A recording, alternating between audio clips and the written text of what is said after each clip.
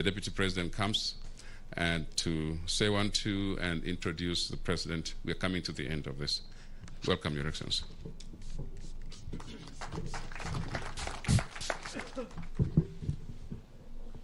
Your Excellency, the President of the Republic of Kenya, Honorable Uhuru Kenyatta, the Right Honorable Justin Muturi, Speaker of National Assembly, Right Honorable Ken Lusaka, Speaker of the Senate, the President of the Supreme Court and our Chief Justice, Madam Koome, political leaders who are present here, the leadership of Parliament, ladies and gentlemen, Bwana Yesu asifiwe. I will be very brief. First, it's been 2 years since we met last at the prayer breakfast. And in the 2 years, so much has happened. We have had the world and Kenya thrown into a spin because of the corona pandemic.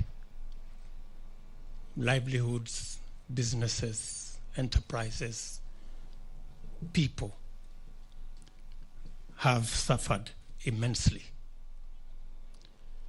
And we've suffered in a way that is unprecedented.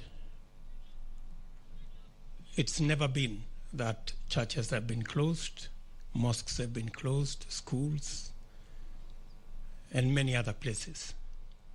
And it hasn't been fashionable not to go to work, but to stay at home. But that became our lot. But be that as it may, in fact, if by the words of, there is a common askari who is commanding a platoon somewhere in the social media. In our case, and that askari says, semeni kimeumana, we would actually have said in the affirmative, because things really became bad. Your Excellency, but because of your leadership, you stepped in, and our country, the ship of our country was steadied. We've progressively managed to get ourselves up. The ministry has done a commendable job. And today we are discussing how we are going to vaccinate citizens so that we can get ourselves out of this pandemic and begin to manage the economic issues and all the other issues. But be that as it may, we've had also, even in the midst of this pandemic, we've had positive things. Courtesy of this administration, the President launched the other day the Lamu Port, amongst many other projects that have been undertaken. We got ourselves a brand new Chief Justice, the first lady ever in Kenya to be Chief Justice. And also our Speaker got an appointment with the elders. And I think it serves him right. After being a speaker for so long, maybe it's time to be a spokesperson. So much has happened in that space. But I keep,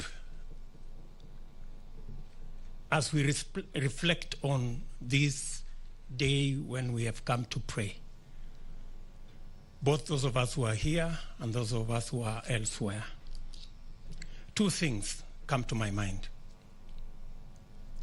In a meeting where most of us were, there are some two gentlemen who said two fundamental things. One was a bishop who asked us to try the Jerusalem dance instead of the other two that we had. So much happened, but as things stand today, The Tanga Tanga tours are not there, and the reggae has also stopped. I think we need to listen to what that bishop was telling us. We need to do something together. In that same meeting, the former Prime Minister also said something that was profound. In fact, in a very uncharacteristic manner, he gave us a verse. And he told us about Isaiah 1:18 that says, "Come, let us reason together." Maybe again, God is speaking to us and saying, "Come, let us reason together." Finally, last night, as I was preparing, villagers came from the village, including some of my relatives, because my daughter got a spouse. She works in foreign affairs, and so she got a foreigner to be a spouse. And so one of the gentlemen from the village was speaking to us, and he said something again, though coming from the village, that is very profound. He was telling us about this wedding in the Bible that was in Canaan. Not the Canaan that we all know in Kenya, but there was a village called Cana. And in this wedding, among the people invited was Mary, mother of Jesus, Jesus' mother, and Jesus himself, and others. And of course, in that whole thing, there was trouble, and there was shortage, na pia kiliumana.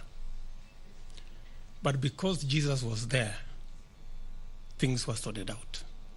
And he was telling us that in whatever plan, in whatever agenda, in whatever mission, have God in the equation. And I think that is profoundly what, again, we are reminding ourselves this morning. With those many remarks, it's now my duty to request our President, His Excellency Uhuru Kenyatta,